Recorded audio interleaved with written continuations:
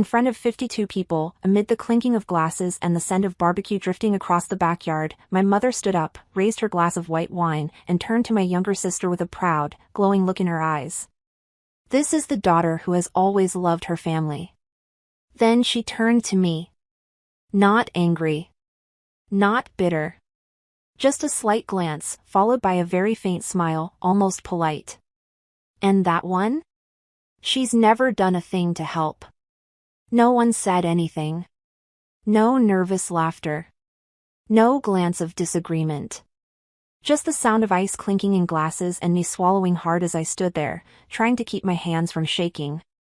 Welcome to family ashes, where the secrets families hide are set on fire and burned to cinders, and the people you thought were yours are sometimes the first to light the match. If one day you found out your own family had quietly erased you from their story, after all the years you sacrificed, carried, endured, what would you do? Would you stay silent to keep the dinner peaceful? Or would you stand up, walk away, and never come back? Leave a comment if you've ever felt that way. Like the video if something in this story feels a little too familiar. And if you think someone you know needs to hear this, share it. Don't forget to subscribe to the channel so you don't miss the rawest slices of what people still dare to call family. My name is Natalie Harris. 36 years old. I live alone in a 2-bedroom apartment in Denver, Colorado.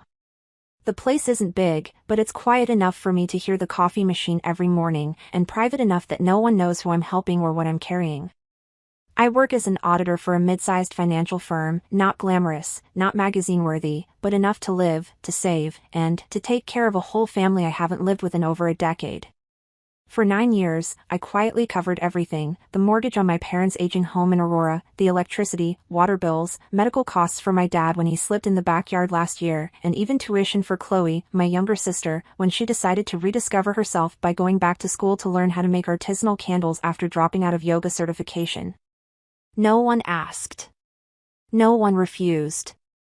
They just received. And I, for reasons I no longer care to explain, just kept sending money, again and again, as if it were the most natural thing in the world. Chloe is 4 years younger than me. Wavy blonde hair, soft voice like whipped cream, she's the kind of person people say has healing energy. She's done a bit of everything: yoga, acting, then moved back in with our parents to open a candle shop in their garage. At one point, she tried painting abstract art to sell online, but mostly, she lives on affirmations, handmade picture frames, and the belief that with enough love, everything will work out. I don't hate Chloe. Honestly, I don't. I just used to believe that everyone in the family was doing their part to keep things afloat. But turns out, some roles are easier to love than others. And some people, like me, are remembered not for what they did, but for what they didn't, like not being in a photo collage. The lodge sat tucked against Bear Lake, surrounded by sun-drenched pines in Utah. They'd used it years ago for a distant cousin's wedding, and again for a few of those eat together, pretend we like each other reunions. This year, they picked it again. Nearly 50 people came, like a flock of migratory birds. Some drove 10 hours from Nevada. Some brought dogs, tents, even box fans. The grown-ups prepped food, the kids ran around kicking soda cans. There was country music blasting from a Bluetooth speaker, long tables with red and white checkered tablecloths, and a bowl of potato salad no one touched twice. I was a little late. 15 minutes past the start time. Not because of traffic. Not because I forgot. I just sat in my car a little longer than usual, hesitating, staring at the crudely painted wooden sign that read "Welcome Harris Family." I saw my name there, generic, invisible, and I thought, maybe this year will be different. Maybe this time I'll be greeted like a real part of the group, not just the walking wallet. I brought an envelope with me. Inside was a gift card for dinner at Le Jardin, a French restaurant in the heart of downtown Denver. The kind of place my parents always said, someday we'll go there, every time we drove by. They never booked a reservation. Sometimes it was too expensive, sometimes it was Chloe's schedule. I'd made the reservation 3 weeks in advance, requested the table near the window overlooking the grape arbor, and asked the restaurant to prepare a small vase of lavender for the table. The gift wasn't extravagant, wasn't flashy, but I thought, maybe this time, just this once, it would make them genuinely smile. I spotted Chloe from across the lawn. White dress, hair down, smiling at everyone like she just stepped out of a campaign for conscious living. She held a gift wrapped in gold tissue with a satin ribbon. I didn't think much of it. Chloe always had a gift. Chloe always knew how to show up at the right moment, to laugh at the right volume, to hug just long enough to make people believe everything would be okay. I quietly slipped my envelope under my parents' dinner plate, no announcement, no flair, just like I'd done everything else for nearly a decade. By dinner time, they brought out Southern-style barbecue, grilled corn, baked beans, and that sweet bread I always found too bland. The air was full of laughter, clinking glasses, and half-drunk uncles telling half-remembered stories. I began to think maybe I'd been wrong to doubt, maybe this time really would be fine. Then Chloe stood up. Someone handed her a microphone. I don't know who or why, but the way she took it, like her hand had been waiting for that moment, said everything. She smiled gently. I wasn't planning to say anything, but I have a small gift for our parents. Her voice was soft and poised, the kind people like to hear in motivational videos. She unwrapped the paper, and I saw the frame. A photo collage. Carefully chosen images, a birthday on the beach, Christmas in the living room, a candid from the balcony at home, my parents and Chloe, all smiling, arms around each other. I wasn't in any of them. Not in the center. Not at the edge. Not even cropped out. Just, not there. My mother took the frame with both hands, like she was holding something sacred. She stared at it for a long time. Then she stood, raised her glass to chest level, her voice clear and full of emotion. This is the daughter who's always loved her family. The table applauded. A few scattered ahs. I sat still, watching my own hands curl into fists in my lap. Then my mother turned to me. Not loud. Not angry. Just calm, almost serene. And that one? She's never done a thing to help. I don't remember what anyone said after that. Someone dropped a fork. Someone cleared their throat. But no one spoke up. No one asked for clarification. No one looked confused. Just me, sitting there, feeling cold in the middle of July. I stood up. Didn't slam the table. Didn't throw a glass of wine. Didn't offer a dramatic goodbye. I just stood. The way you leave a dinner you were never really invited to. My chair made a soft sound as I pushed it back, enough for a few people to glance my way, but no one stopped me. No one called out. No eyes widened with concern or regret. As if they'd all been waiting for this moment, the moment I'd quietly walk away so they could return to the easier version of the evening, the one where no one had to acknowledge that I'd ever really been there. I walked past rows of folding tables, trays of food now cooling, past the laughter of relatives who couldn't remember where I'd gone to elementary school.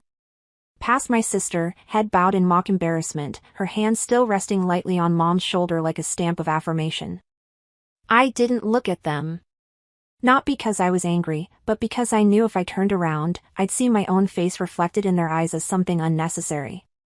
And I was too tired to keep pretending I belonged. My car was parked near the edge of the woods, under a patch of dried chestnut trees. I opened the door, slid into the driver's seat, but didn't start the engine right away.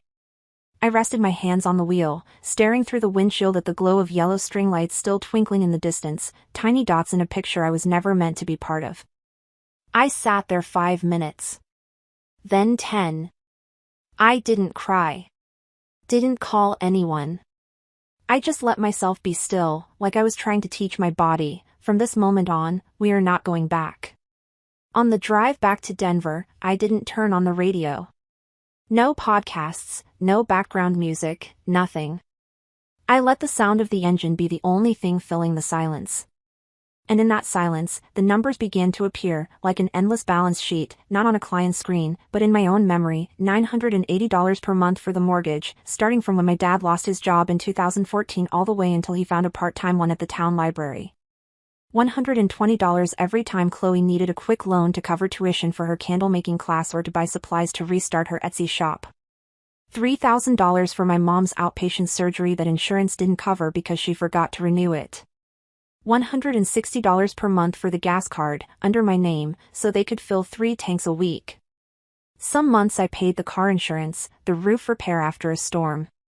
Once, Chloe cried on the phone because unpaid tuition was keeping her from registering for the next session. I wired the money in under 10 minutes. When I added it all up, the big things and the little things I never even tracked, the total was over $148,000. All of it silent. All of it invisible. Not a single official thank you. Not a single card. Not once did someone say, "You kept this whole family from falling apart." When I got back to my apartment, I didn't turn on the lights.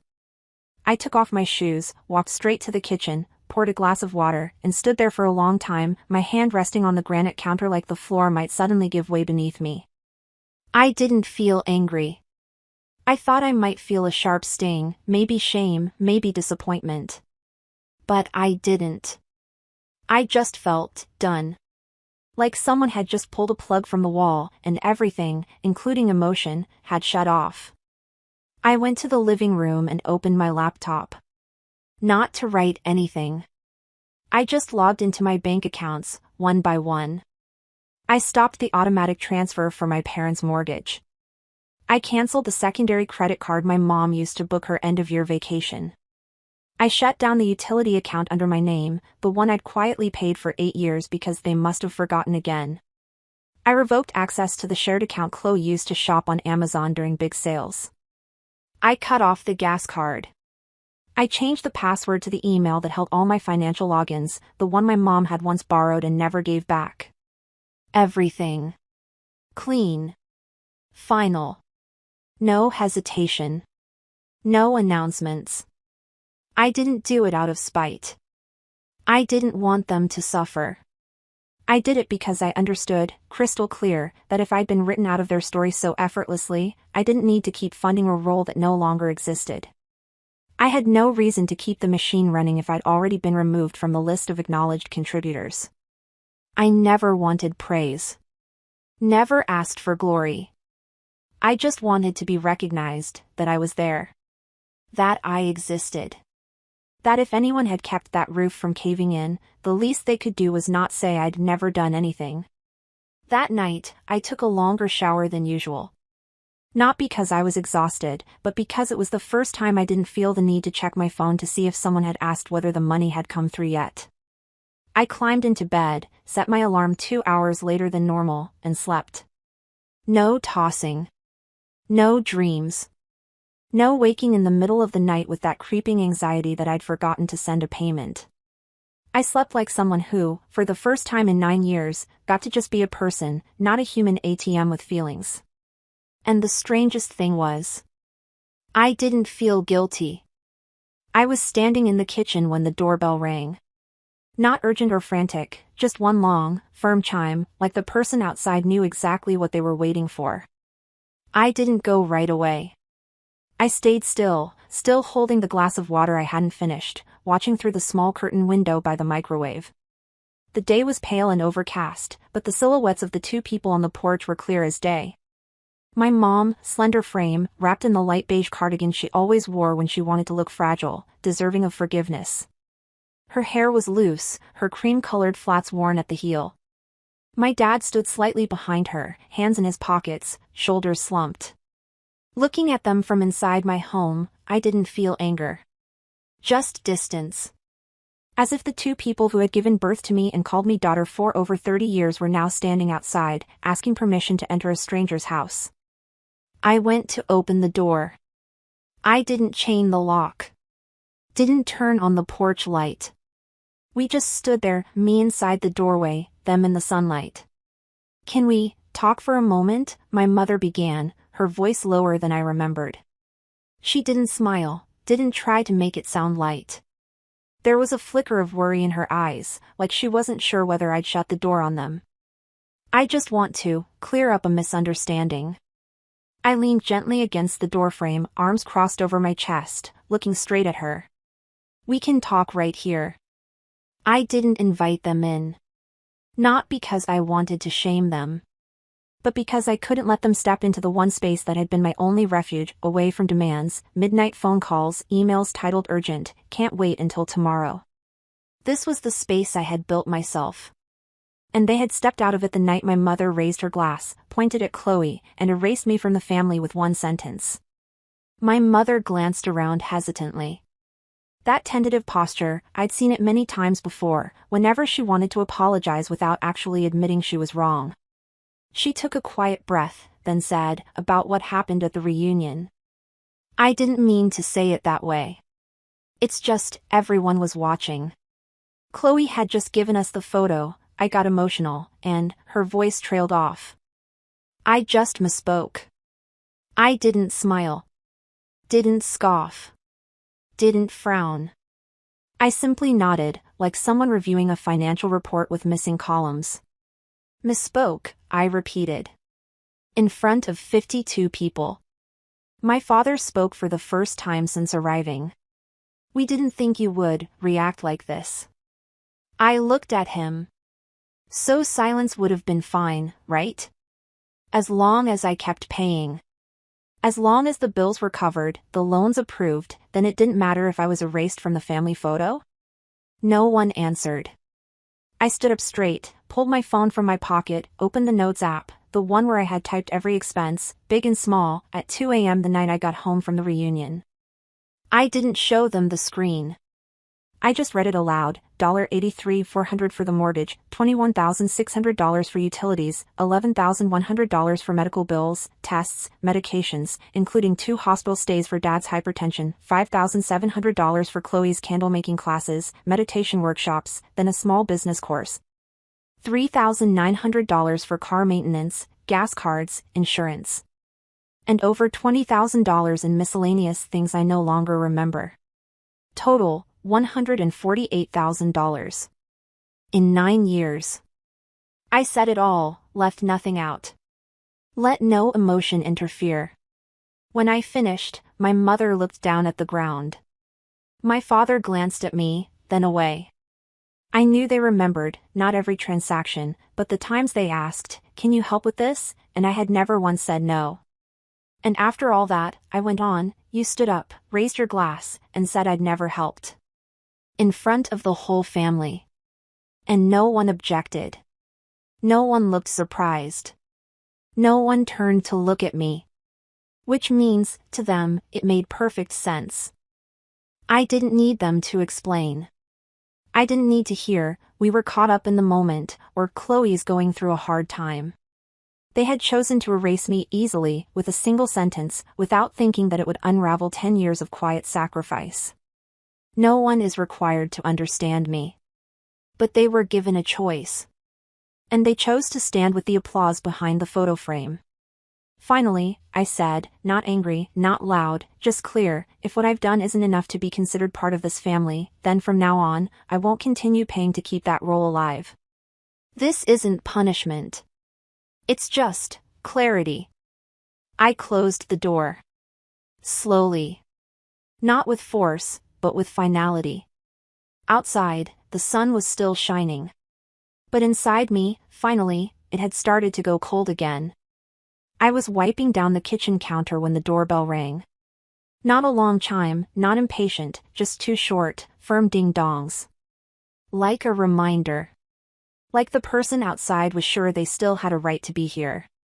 I dried my hands with a towel and didn't rush. The small side window looked out onto the steps out front. Chloe. Tote bag slung over one shoulder, wearing slip-on sandals, hair thrown into a loose bun, wrinkled t-shirt. Her face was tense, but not falling apart. Still Chloe, the kind of person who could turn a collapse into a healing experience. I opened the door but didn't invite her in. She walked in anyway, like she was returning to someplace that had always belonged to her. But this wasn't her home anymore. It wasn't the bedroom where she used to borrow my lipstick without asking. It wasn't the kitchen where I used to make her tea whenever she couldn't breathe from anxiety. This was my space. Paid for with my salary, my overtime, my exhaustion. And now, I stood in the center of it, not stepping back, not stepping aside. "Do you even know what you're doing?" she asked immediately. No preamble. Her voice was a little louder than usual, but not sharp. Like someone who just got thrown off a train they thought they had a lifetime ticket for. "You're not answering texts. You're not picking up the phone. Mom and Dad called me 14 times this morning. They think something happened to you. They thought you were just mad. But then the payments didn't come in. The accounts got locked. The cards were declined. They're panicking." I stood still, listening. No reaction. I was too used to this rhythm, someone arriving, chaos in hand, wondering why I hadn't fixed it yet. I had to work an extra shift yesterday. Mom and Dad said I need to help now. She said it like an accusation. Like the fact that she had to earn money was a kind of betrayal. "You know they've depended on you for years. And now you just cut it all off. What even is this?" I sat down in a chair, arms crossed. "Because they chose it." Chloe furrowed her brow, confused. Or maybe just unwilling to understand. "Chose what?" "Chose you," I said, slowly. Right in front of 52 people. Mom raised her glass, looked at you like you were a prize, and turned to me and said I'd never helped. No one said a word. No one objected. "You didn't either." She shook her head. I was surprised. I didn't think Mom would say that. But you didn't correct her, I cut in. You smiled. You bowed your head, all shy. You took the praise like it belonged to you. You let me sit there like a stranger in my own family. And then you watched me walk away and never once asked why. The air between us slowed. Chloe turned her face slightly. I couldn't tell if it was shame or if she was preparing her next offense. "It's not black and white," she said, more quietly.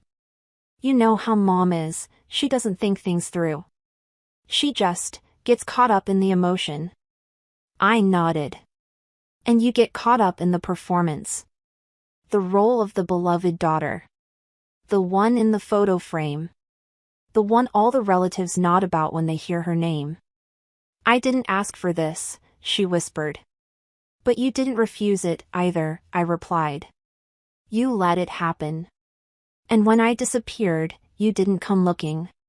You only came back when something stopped working, when the system I'd kept running started glitching, when the walls cracked and you realized you didn't know how to patch them." She looked at me then, eyes starting to well up. But I didn't soften. Not because I wanted to hurt her. But because for the first time in a long time, I wasn't the one biting my tongue just to keep the peace. "You're mad I left Mom and Dad hanging," I said, voice slow and steady. "But really, I'm just acting like what they believe is true, that I never helped. So now, they can learn to manage without the invisible hand. And you can finally do what you've always been praised for, being so good at, loving them." Chloe didn't respond. A tear rolled down one cheek, but she didn't wipe it away. She just stood there, like she was finally realizing that some roles, once you accept them, come with real responsibilities. A minute later, she turned, walked to the door. No slamming. No final word. Just left, as if she was stepping into a world where, for the first time, she had to pay her own bills. I stayed in the middle of the room. Not relieved. Not victorious. But not regretful either. Just still. The kind of stillness that comes when you've stopped being the scaffolding for a family. And you realize, if you're not holding it all up anymore, they'll either learn to stand, or they'll fall. I thought things would go quiet after that confrontation.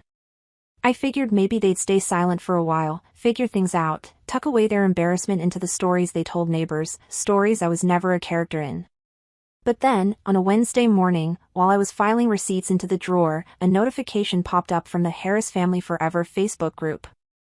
I hadn't meant to click on it. But my hand moved before my logic could stop it. My mother had posted a clear, well-lit photo. Everyone was smiling in front of the lakeside lodge, like they'd just wrapped up the perfect vacation. They stood in a neat row, my parents, Chloe, a few aunts and uncles, a handful of cousins. And me? I wasn't there. Not a single gap where I could even be imagined into place. I wasn't in the picture, just like I hadn't been in the thank you speech that night. The caption was in my mother's usual tone, just sentimental enough, just sweet enough to warm anyone who didn't know better. Family is everything. Even when someone forgets that. I wasn't surprised. But there was still a sting. Not pain. Not betrayal. Just cold. Like a clean slice from a pair of sharp scissors through a quilt you thought was still intact. Right below the post, the relatives began commenting. An aunt on my dad's side wrote, "You're right. Family is where it begins, and where it ends." A cousin I was never close with dropped a heart emoji. Someone else commented, "Every family has someone who drifts. But love will always wait for them to come back." I read every single comment. Not because I was looking for my name. But because I needed to be sure no one would speak the truth. And I was right. They chose the easier path, pretend I never existed. I didn't comment. I didn't post a rebuttal. I didn't react with an angry face or write some vague status about being forgotten. Instead, I opened my laptop. Not to argue, but to do what I've always done best, reconcile, compile, list. I dug up every email receipt from the past 9 years. Digital bank statements. Screenshots of wire transfers. Thank you emails from doctors' offices. Utility bills, electric, water, gas. Texts from Chloe, asking for help when her account went negative. Tuition confirmations. Last-minute flight bookings. Each tiny, scattered piece of evidence, when strung together, told a story they had never bothered to tell. I gathered them all into one single post.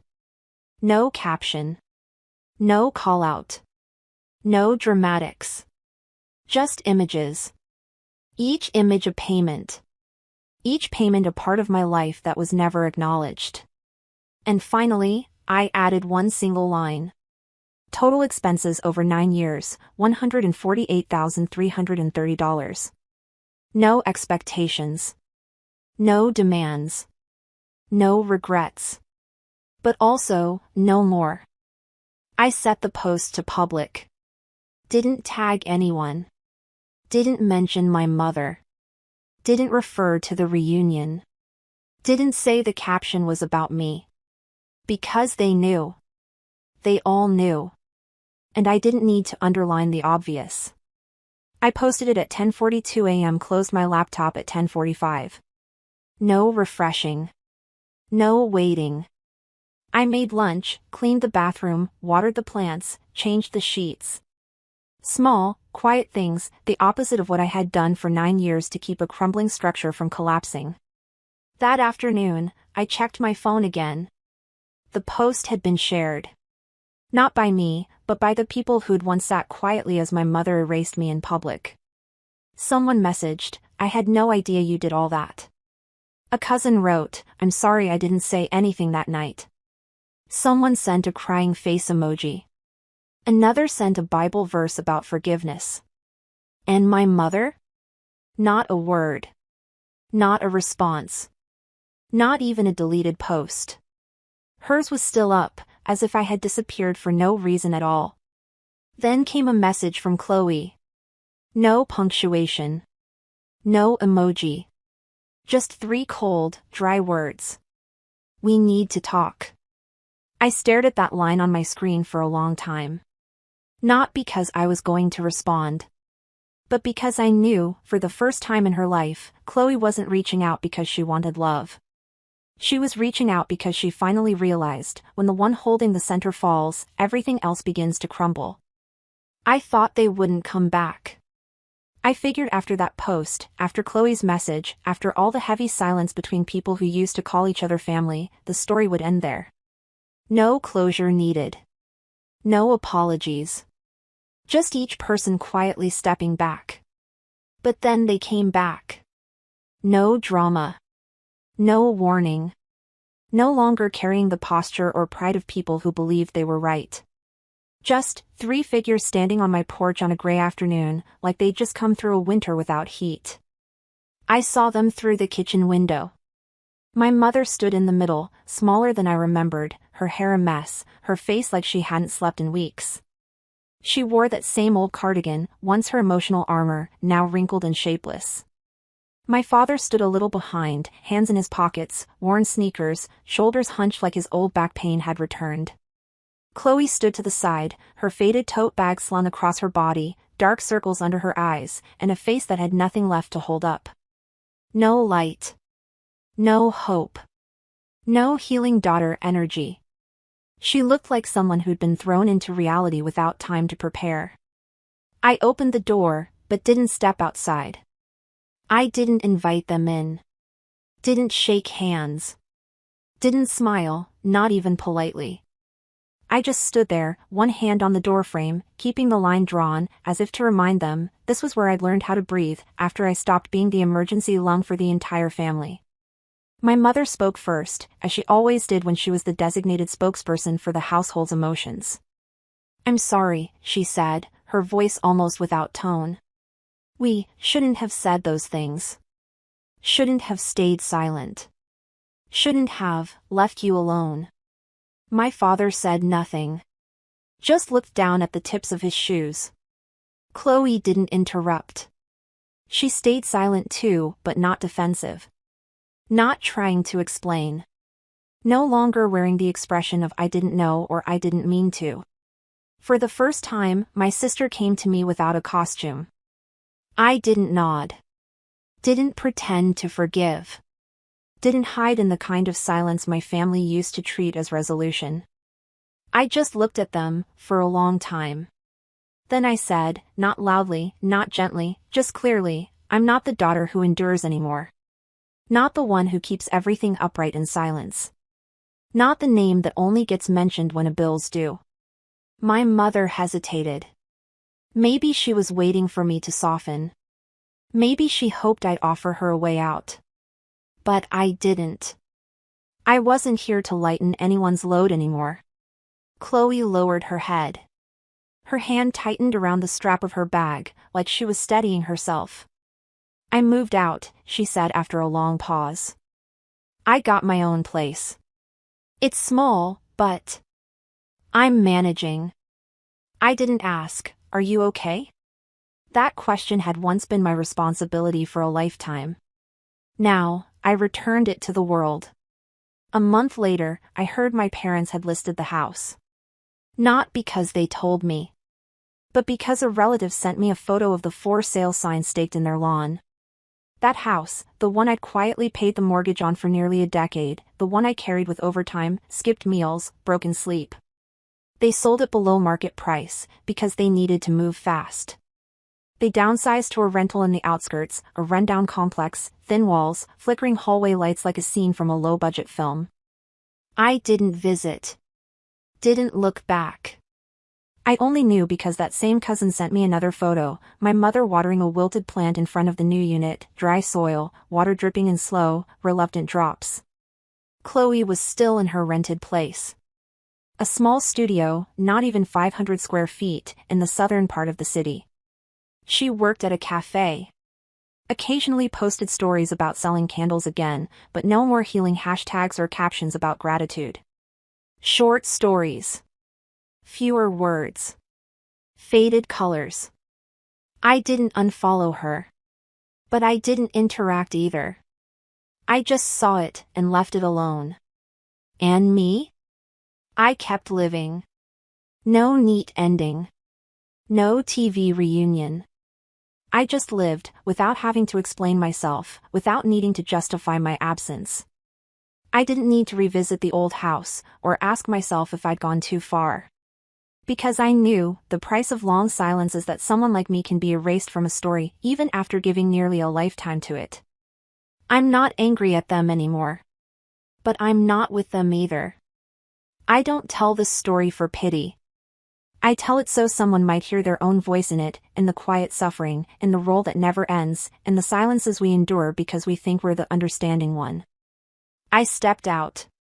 And this time, I left nothing behind. I used to think I would keep all of this to myself. That silence was the least painful way to end a relationship that had already cracked long ago. But when you stay silent for too long, people forget that you have a voice. That you are also a daughter, a sister, a part of the family portrait they proudly hang up every Thanksgiving. I used to be in that picture, somewhere in it. But one day, I realized I had been erased, and no one even bothered to pick up the eraser. And you know what? The thing that hurt me most wasn't the sentence, "She's never done anything," said in front of 52 people. It was the fact that no one thought it was wrong. No one flinched. No one turned to me and said, "That's not true. She's always been there." They said nothing, because to them, my silence meant agreement. Meant invisibility. I used to carry it all, believing, if I don't help, then who will? I used to convince myself, this is just how families are. Some people sacrifice, and some people are loved. But eventually, I understood, if the only time you're allowed to stay in a family is when you're still paying, still carrying the load, still giving up space so someone else can shine, that's not love. That's exploitation. And there is no birth certificate sacred enough to turn exploitation into affection. Some people grow up believing that family is forever. That no matter how wrong you are, how tired you get, someone will always open the door for you to come home. But others, like me, learn through the nights when no one checks in, through the bills we print and pay in silence, through the photo sessions we pay for but never appear in, that family is not always a place you come home to. Sometimes, it's the place you have to leave, to save yourself. Real love doesn't come with conditions. It's not a paycheck. It's not monthly wire transfers. It's not being the understanding one or the reliable one. Real love is being allowed to exist without having to prove your worth. It's being acknowledged without having to hold the roof up alone. And if a bond only exists when you pay to keep your place in it, then maybe it never really existed at all. I don't need them to apologize anymore. I don't need them to take the post down, rewrite the speech, or reframe the past. I don't need anything from them. Because for the first time in my life, I have something I used to think was a luxury, the quiet that comes from no longer owing anyone anything in the family I once tried so hard to hold together. I don't tell this story to be pitied. I tell it so that if you, somewhere, are stuck playing a role you never chose, living like a shadow beneath someone else's spotlight, giving parts of yourself away every month to keep a family from collapsing while no one even knows your name, you'll know that you're not crazy. You're not overly sensitive. You're not ungrateful. You're just someone who has endured enough. Share this story if you've ever been the one carrying the whole family in silence. You don't need to explain. Just tell it, so someone else might see themselves in it. And if you never have, pause for a moment and ask yourself, is there someone in your life who might be doing that for you right now? Not complaining. Not demanding. Not drawing attention. Just quietly keeping everything from falling apart. If you want to follow stories like this, real ones, not the kind that fit inside greeting cards, subscribe to the Family Ashes channel. Because here, we don't tell fairy tales. We tell what really happened. The things that, sometimes, only one person in the whole family dares to say out loud.